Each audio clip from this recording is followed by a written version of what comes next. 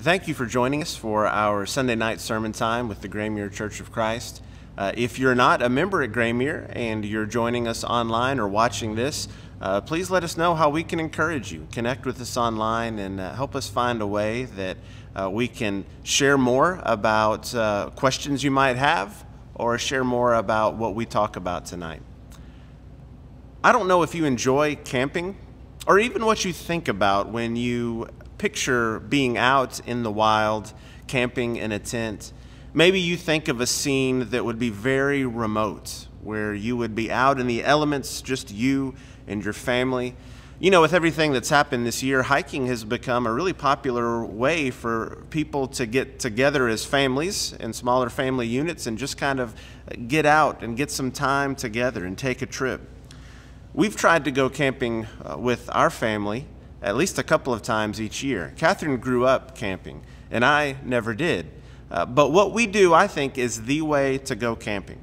We have a tent that we take and get set up, and we've got the air mattresses and the sleeping bags, but we always set up our tent in the same campsite as Catherine's parents and their camper.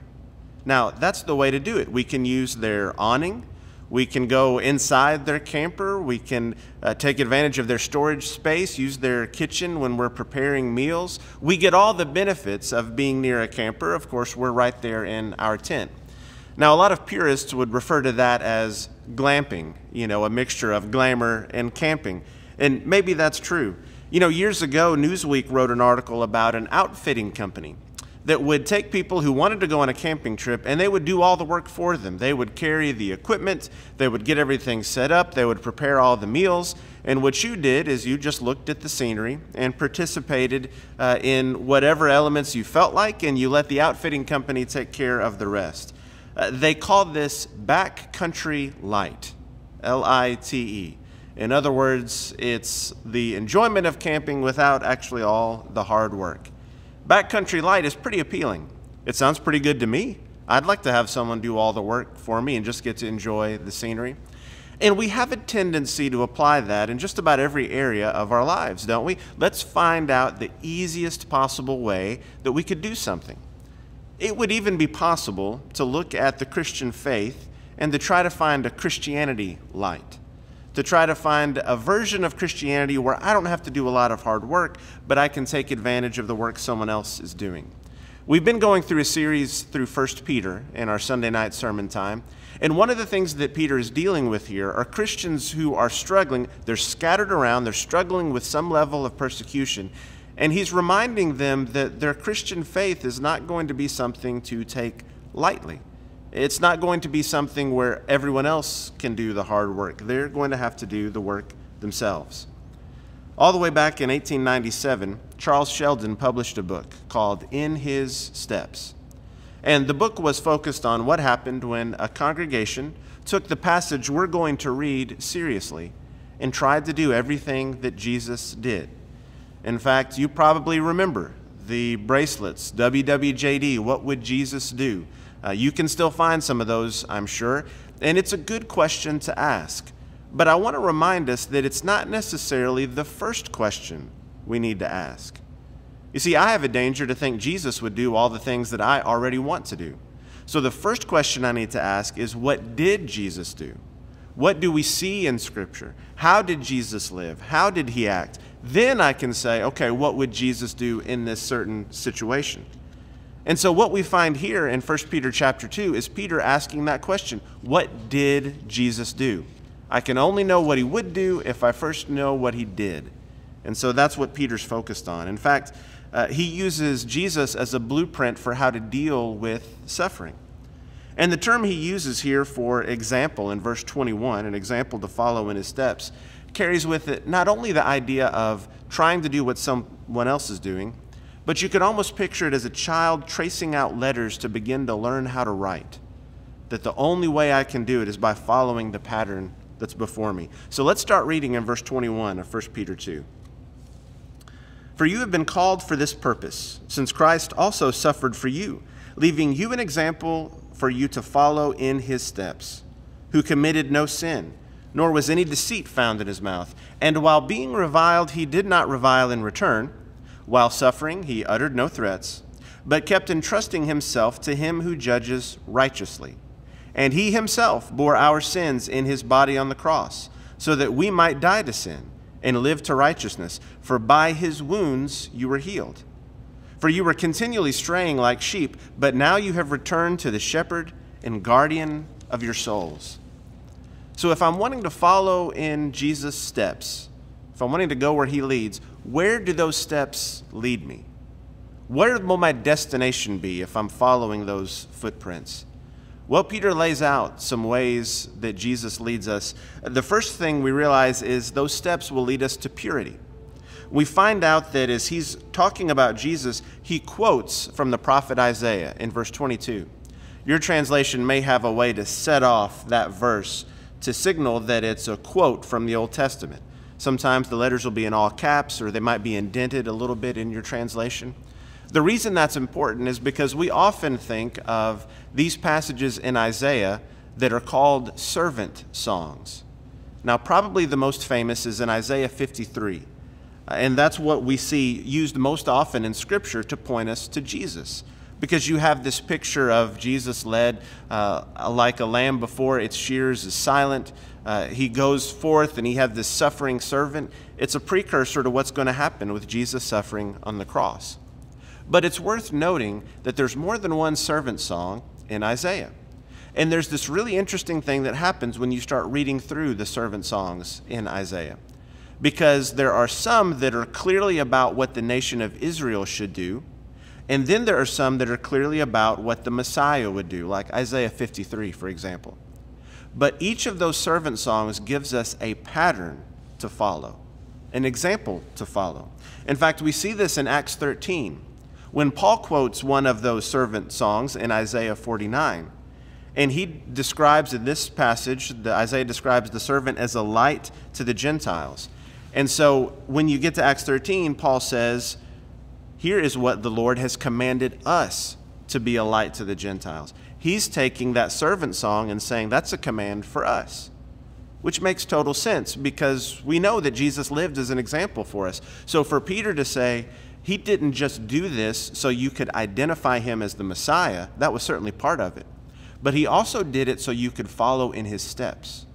He lived this kind of life so you could live that kind of life. I think that's powerful. Jesus leads us to purity. If I'm following in his steps, I'm living that pure kind of life.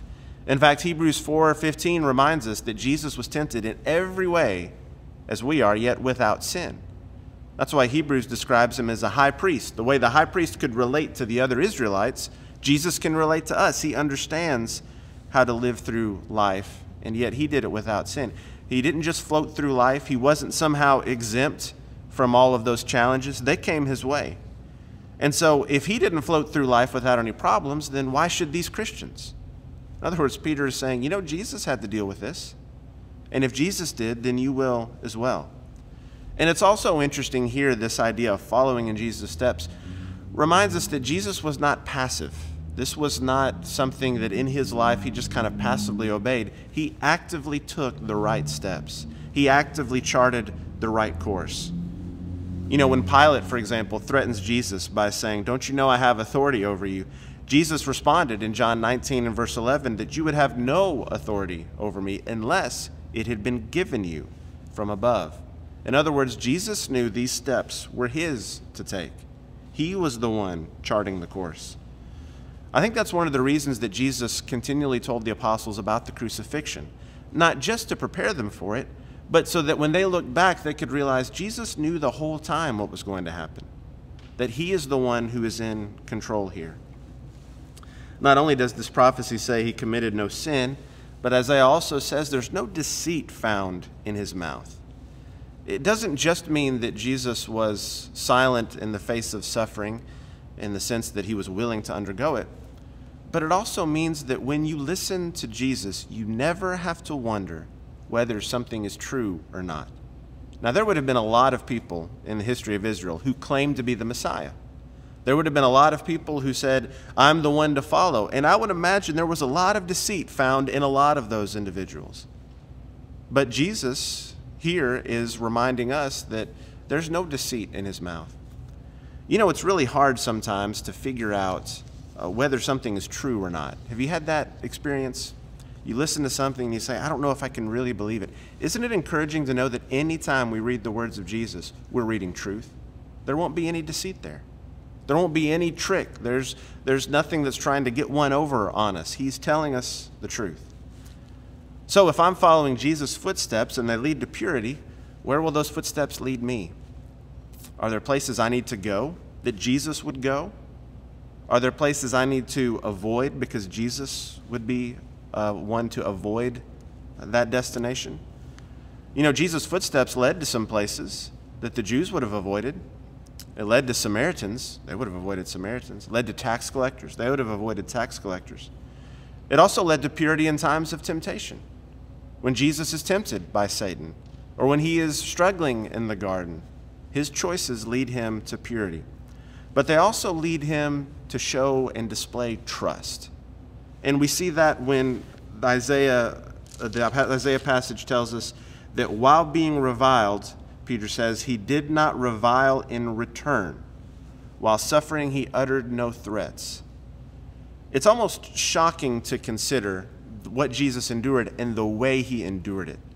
Sometimes we're so accustomed to hearing about the cross and thinking about the treatment Jesus received, we don't often imagine what would happen if we were treated that way. How would we respond? If we had to endure that kind of treatment, wouldn't we want to lash out at someone? In fact, when is the last time you witnessed someone, either in person or online, that was the target of some kind of abusive speech or unfair accusations, and they didn't respond in kind? You know, it's notable when people do that, because that's not typically what happens. Usually when someone says something to us, when someone hurts us, we take that as permission to do whatever we want in return. We say, okay, you've started it, I didn't start it, you started it, now we're going to go. And you go back and forth, and that kind of dialogue is modeled for us all the time. And we see that all the time, back and forth. Sometimes it's in the guise of someone saying that, well, I'm just trying to correct you, but they're doing it in a way that's so hurtful and that shows arrogance, and we don't want to do that. Sometimes it's done under the guise of, well, you know, I just get frustrated and I just say what I have to say, and that's just how I am, and people aren't trying to rein themselves in. Jesus, while being reviled, did not revile in return, and he trusted in the face of suffering. Now, this would have been important for the Christians that are reading these words. They're evidently experiencing some level of persecution, and there would likely be more to come. And Peter is saying we trust in the face of suffering. It may have been that during these times of sufferings, Christians were a little more active. After all, if choosing to become a Christian would cost you something, it may be a motivation to act. I'm going to take this seriously. It's not something you can just slide into or coast through. In fact, Peter even mentions the cross, and that was a fate that would have been suffered by many in the early church. And so putting the context of their sufferings in light of Christ's sufferings would help them look at it differently. Sometimes experiences can do that to us. We see something differently after we've had a certain experience. Here's one example of that I can remember. Years ago, when we were preparing to go on a mission trip to Ukraine, this was my first time ever going there, and so I was trying to do everything right and plan out our trip. And one of the things we needed to do was have a place to stay in London for a layover and then fly out the next morning. And so I booked the most economic hotel I could. I was trying to save us some money. It was a fabulous 2-star hotel. And we got there, and it was really fine. You know, it was some of the furniture was a little older. The rooms weren't that large, but it was near the airport. It was what we needed. Everything else seemed so much more expensive. So we worked with it, and it was fine. And really no one complained. And then we got to Ukraine, and we stayed in a couple of sanatoriums, not sanitariums. That's an important distinction, but sanatoriums, which are kind of like dorms, where you have 4 rooms together and then sharing a bathroom, and there wasn't much furniture and the heating and cooling weren't great, but we managed. And then we stayed for a couple of weeks in an orphanage. a Ukrainian orphanage where they had prepared the rooms for us, and they'd done their best. They had painted the walls before we got there. They had beds there for us, but it was not a place that we would choose to stay if we were choosing places. There was very little hot water at all. We managed, and then when we saw where the children stayed, we were shocked even more to realize that compared to the children's rooms and the children's restroom facilities, we were living in a palace. I mean, it was really unbelievable. We saw things in the way that these children had to live that we hadn't seen before. The food that we ate wasn't all that appetizing, but then we saw what they were eating. It was really a sobering thought. And on the way back, we came back through London and we stayed in that same hotel. And I don't have to tell you that that hotel seemed like luxury accommodations after everything we'd gone through. On the way there, we saw it one way because we were comparing it to what we had back home. On the way back, we saw it a different way because we had seen how other people were living and what they had to deal with. That kind of reframing helps us. So when I'm suffering and when I'm hurting, that's one of the ways Jesus' example on the cross helps me. It puts it in a different context in light of what he had to suffer. And so it's important for us, just like it was important for those Christians, to remember what Jesus went through. His footsteps led him in the middle of that mistreatment to trust. Now, our suffering is always going to pale in comparison to Jesus. That doesn't mean it's not significant. It doesn't mean there aren't times we hurt. It doesn't mean there aren't people watching right now who are hurting. And so it's not to say that our suffering doesn't matter because of what Jesus did. It's to say that we serve a God who understands it. And however you may be hurting right now, God understands it. And it's a reminder to trust. His steps also led to righteousness because he kept entrusting himself, verse 23, to him who judges righteously. And then he himself bore our sins in his body on the cross so that you might die to sin and live to righteousness. What's the goal of our life? To live to righteousness. He's suffering unjustly. And Peter knew that these Christians were going to be suffering unjustly. In fact, he had talked about earlier in the chapter about submitting to authorities, even when it's not easy, even when there's going to be unjust suffering. And he says we're called to live and live that same kind of example of righteousness. Just like we're following Jesus' example, we're leaving footsteps as well. We're leaving footprints that other people are going to follow for us. In fact, that's one of the things that Paul would tell the church at Corinth when he would say, imitate me as I imitate Christ. He had that kind of confidence to say, here's what I'm trying to do. I'm trying to live righteously. So in as much as I'm doing that, follow me, imitate me. The footsteps we leave are important. And if we're seeking to live a righteous life, we're going to show people a way that's positive and that's helpful. If we're not, then our footsteps might lead them to places they don't need to go. I once heard a preacher tell a story years ago about what it was like to go into his office to do some work. It had snowed a lot, but they lived in a parsonage that was near the church building, and so he got out of his house and walked across to the church building. And when his wife had prepared some lunch, kids were home from school, it was a snow day, she sent his son over to tell him that lunch was ready.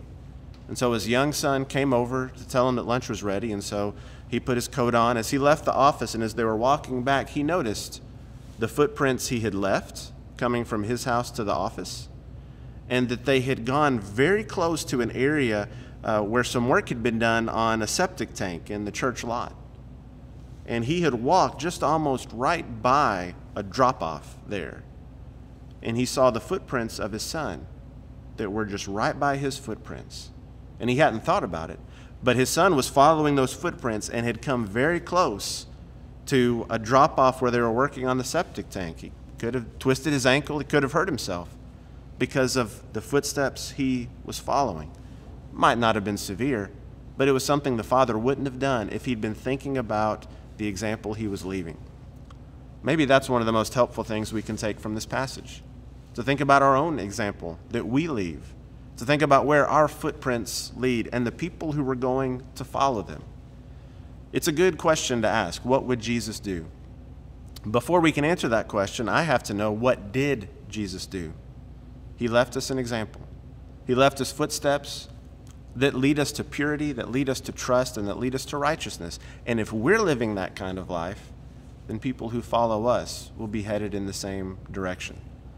This week, where are our footsteps going to lead us? Every day we have that choice to make. And we have all kinds of options of things that can sidetrack us, of things that can lead us astray, things we can get so wrapped up in and so worried about. Where are those steps going to take us? And when we get where they take us, where will we have arrived? What's our goal? What's our destination? It may be that you need to start following Jesus' steps. You need to take advantage of the example that he left and put Christ on in baptism. We'd love to talk with you about that. Please know that no matter what's going on and no matter what's happening, if you reach out to us to ask about studying the Bible, we want to do that, and we'll make it happen. We'll figure out a way to meet up for a Bible study, to talk on the phone, over Zoom, whatever it would take for us to study together. We'd love to celebrate with you as you put Christ on in baptism, or maybe you need prayers and encouragement. If you're a member at Graymere, contact one of our shepherds. They'd love to find ways that can encourage you. If you're not a member at Graymere, connect with us either online, Facebook, our website. Give us a call at the church building. Let's all make sure that we're walking in the direction that we want to go, in a direction we would want others to follow, and that we're following Christ's example.